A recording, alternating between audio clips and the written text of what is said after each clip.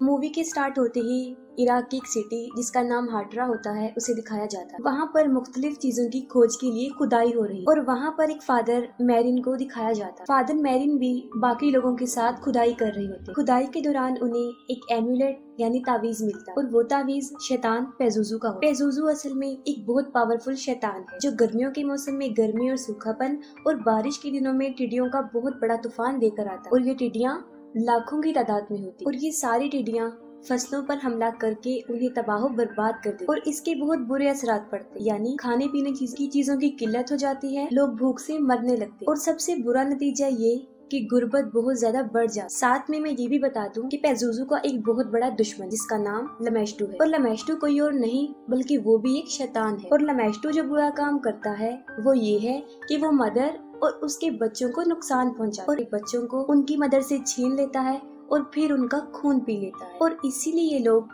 पेजुजू का सहारा लेते हुए माँ और बच्चे को लमेस्टू से दूर रखते। हालांकि पेजुजू भी एक शैतान है लेकिन लोग उसे अपनी हिफाजत के लिए यूज करते हैं, उसका सहारा लेते क्योंकि वो दूसरे शैतान लमेस्टू से उनको बचा कर रखता है। फिर फादर मैरिन को दिखाया जाता है ऐसी जगह पर पहुंचते हैं जहां उन्हें पेजुजू का स्टैचू मिलता है और वहां पर दो डॉग भी होते हैं जो उस वक्त आपस में लड़ रहे होते हैं और वो इस बात का इशारा होता है कि दो शैतान आपस में लड़ रहे हैं, दोनों शैतान यानी पेजुजू और लमेस्टू। इसके बाद जॉर्ज टाउन दिखाया जाता है और वहाँ पर क्रिस मैकनील को दिखाया जाता है जो मूवी में एक एक्ट्रेस का रोल प्ले कर रही है और अपने डायरेक्टर वर्क की एक मूवी जो स्टूडेंट्स के ऊपर बनाई गई है उसमें काम कर रही है। क्रिस की एक 12 साल की बेटी रीगन होती है। क्रिस एक बहुत फेमस एक्ट्रेस होती है जिसके पास शोहरत दौलत दुनिया की हर चीज होती है। नेक्स्ट सीन में दिखाया जाता है कि दोनों माँ और बेटी एक दूसरे के साथ होती है। क्रिस को अपनी बेटी के टॉयज में एक ओजा बोर्ड मिलता है। क्रिस अपनी बेटी से उस बोर्ड के बारे में पूछती है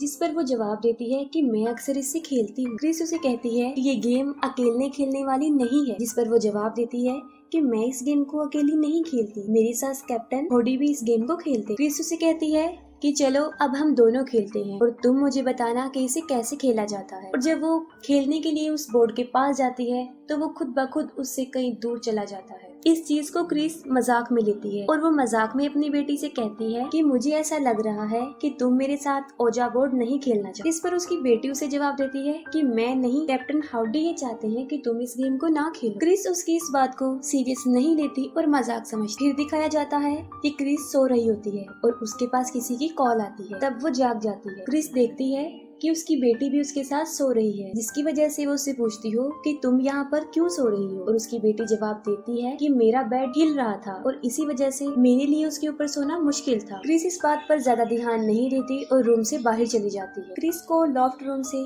कुछ आवाजें सुनाई देती और ये आवाजें वो पहले भी सुनती रहती थी। वो अपर फ्लोर पर जाकर देखती है लेकिन वहाँ पर उसे कुछ भी नजर नहीं आता। अगले दिन क्रिस रीगन को एक डॉक्टर के पास लेकर जाती है और जब डॉक्टर उसका चेकअप कर रहा होता है तब वो डॉक्टर के साथ बहुत मिसबिहेव करती है और उसे काफी बुरा भला कहती है। डॉक्टर क्रिस को बताते हैं कि उसकी बेटी को नर्व प्रॉब्लम हो गई है जिसकी वजह से उसका टोन हाइपर हो गया है और अब उसे ज्यादा गुस्सा आता और आगे जाके ये चीज डिप्रेशन में बदल जाती, जिस पर क्रिस डॉक्टर को बताती है कि उसकी बेटी को किसी किस्म की भी कोई प्रॉब्लम नहीं है। जिस पर डॉक्टर उसे कहता है कि रीगन के फादर उसके साथ नहीं रहते और ना ही कभी उन्होंने इसके साथ कांटेक्ट किया है, शायद यही वजह हो सकती है जिसकी वजह से वो टेंशन में है। इसके बाद फादर कैरिस को दिखाया जाता है। फादर कैरिस की मदर को उसके भाई किसी मेंटल हॉस्पिटल में एडमिट करवा देता है और इस बात को लेकर कैरिस की मदर बहुत ज्यादा सैड हो जाती है। उनकी मदर एक बूढ़ी औरत होती है जिनका पाँव फ्रैक्चर होता है और वो किसी भी डॉक्टर को अपना ट्रीटमेंट करने नहीं दे रही और उन्हें यहाँ पर एडमिट करवाने की वजह भी यही होती है।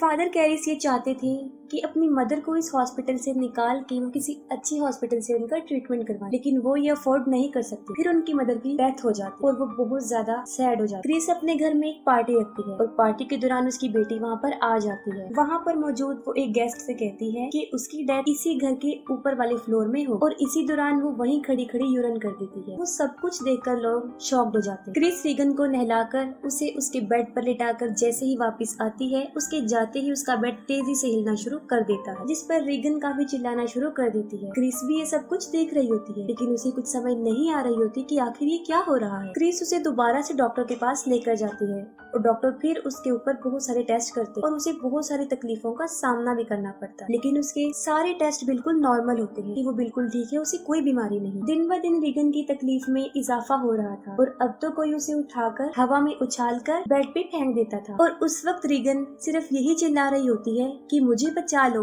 वरना मैं मर जाऊंगी, लेकिन क्रिस कुछ भी नहीं कर पाती और देखते ही देखते रीगन पोजेस हो जाती है और डॉक्टर के कंट्रोल से भी बाहर हो जाती है। वो उसे नींद का इंजेक्शन देकर गहरी नींद सुला देता है। क्रिस जब डॉक्टर से घर वापस आती है तब उसे पता चलता है कि उसके डायरेक्टर बर्क छत से गिरकर मर गए हैं और उस वक्त बर्क रीगन के पास ही होता है। वो इसलिए होता है ताकि वो अकेली ना रहे।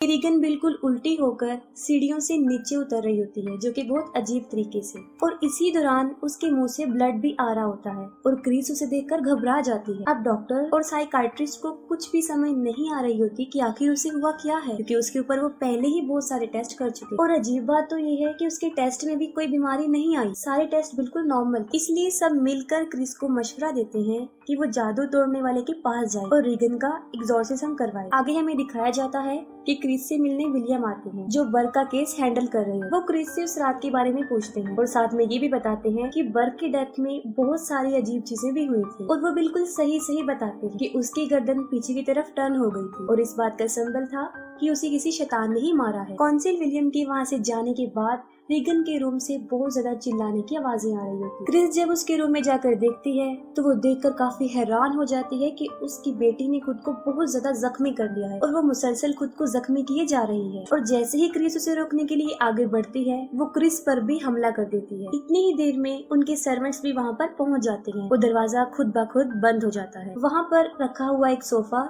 खुद ब खुद मूव होकर दरवाजे के पास आता है और उसे मजबूती से बंद कर देता है और रूम में रखी हुई अलमारी भी खुद ब खुद मूव होकर क्रिस पर गिरने लगती है, लेकिन ठीक वक्त पर क्रिस वहाँ से हट जाती है और खुद को बचा लेती है। उसी वक्त उसकी बेटी अपना सर पूरी तरह टर्न करके पीछे कर लेती है, जो कि एक बहुत अजीब चीज थी। ये कोई नॉर्मल बात नहीं थी। रीगन बर्क की आवाज में क्रिस को कहती है कि देखो तुम्हारी कैरेक्टरलेस बेटी ने मेरे साथ क्या किया है। ये सुनकर क्रिस फौरन समझ जाती है कि बर्क को भी उसी शैतान ने ही मारा है और रीगन पर किसी शैतान का बहुत बुरा साया है और रियलिटी भी यही होती है। रीगन को किसी शैतान ने पोजेस कर लिया होता है। जब क्रिस को इस बात का पता चल जाता है तो वो फादर कैरिस से मिलती है और वो रिक्वेस्ट करती है कि वो उसकी बेटी पर एग्जॉर्सिज्म करे, लेकिन फादर कैरिस पहले तो इस बात के लिए मना कर देते हैं, लेकिन क्रिस के बहुत ज्यादा इंसिस्ट करने पर वो इस बात के लिए एग्री हो जाते हैं। जब फादर कैरिस रीगन के पास जाते हैं उस वक्त वो शैतान बुरी तरह रीगन के ऊपर हावी हो चुका होता है और रीगन का शैतान कैरिस की मदर की डेथ के बारे में उसे बहुत ज्यादा इरिटेट करता है।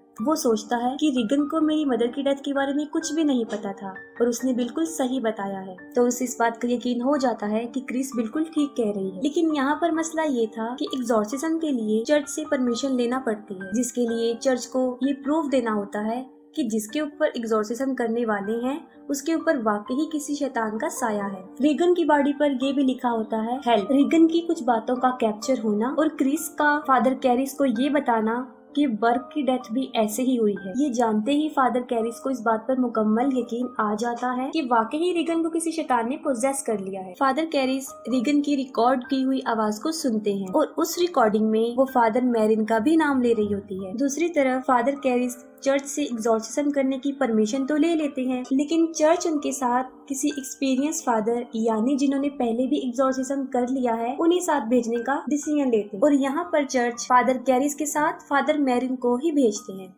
फादर मैरिन जब उन लोगों के घर पर जाते हैं तब उन्हें रीगन की चीखने की बहुत भयानक आवाजें आती। फादर मैरिन फादर कैरिस को कहते हैं कि उन्हें फौरन ही एग्जॉर्सिज्म स्टार्ट कर देना चाहिए और फिर उनका एग्जॉर्सिज्म स्टार्ट हो जाता है। जैसे जैसे एग्जॉर्सिज्म के प्रोसेस को आगे बढ़ाया जाता है रीगन बुरी तरह चिल्लाना शुरू कर देती है। वो चीखते हुए फादर कैरिस और अपनी मदर क्रिस को बुरी तरह अब्यूज करती है और इसके साथ ही उसका बेड बुरी तरह मूव करना शुरू कर देता है और उनकी नजरों के सामने ही खुद ब खुद बेड उठकर हवा में चला जाता है, लेकिन वो एग्जॉर्सिज्म को नहीं रोकते, वो कंटिन्यू ही रखते हैं और उसका बेड ही नीचे आ जाता है। अब वो शैतान अपनी शैतानी ताकत से चीजों को इधर उधर फेंकता है। फादर मैरिन को भी अब्यूज किया जाता है और रीगन के हाथ की सारी पट्टियां खुल जाती और रीगन हवा में उड़ जाती। दोनों फादर बड़ी मुश्किल से उसके ऊपर अपना कंट्रोल करके उसे नॉर्मल करते और इसी दौरान फादर मैरिन को शैतान पेजुजू का साया नजर आता है और यहाँ पर फादर कैरिस शैतान की बातों से बहुत दुखी होते क्योंकि वो उनकी मदर की डेथ का रिस्पॉन्सिबल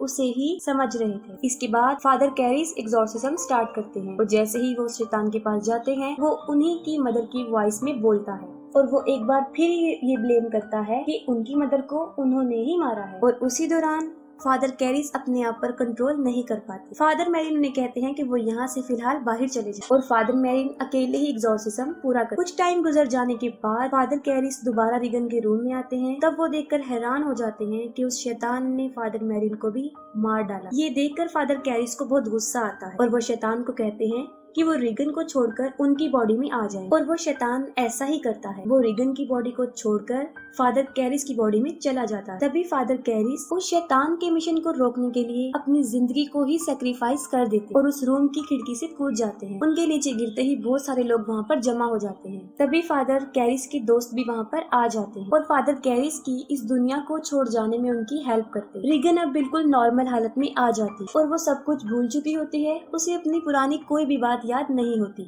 और कुछ दिन गुजर जाने के बाद रीगन अपनी मदर के साथ उस जगह को छोड़कर चली जाती और यहीं पर मूवी एंड हो जाती।